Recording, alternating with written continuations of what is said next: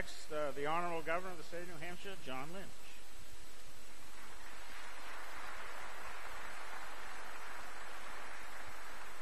Thank you very much, Gene, and thank you all for being here. I had known Mike for a lot of years, and known Mike and her since we were students together at UNH, going back to the early 70s.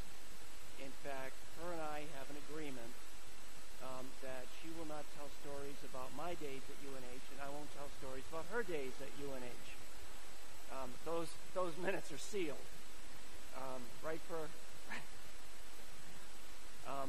I had the good fortune of serving with Mike as governor, and I reiterate all that the speaker said. Mike was somebody who had enormous amount of integrity. He always followed through with what he said he was going to do. He kept his promises.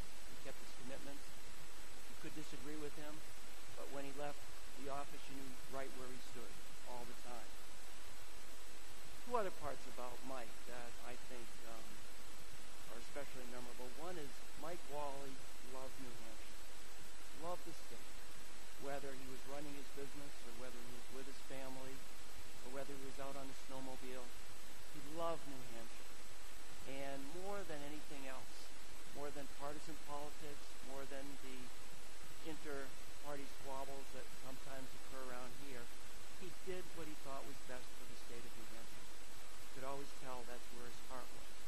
The other thing about Mike that is so impressive, Mike so often did acts of kindness for people and didn't even tell anybody that he did that. And I know that because the people for whom he made the kindness or did the kindness to would tell me about it. And he didn't have to do it by bringing in the media or having MUR there.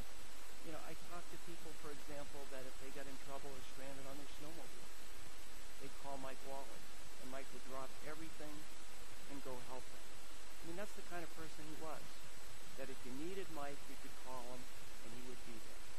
He was a special friend to so many of us, and we still miss him.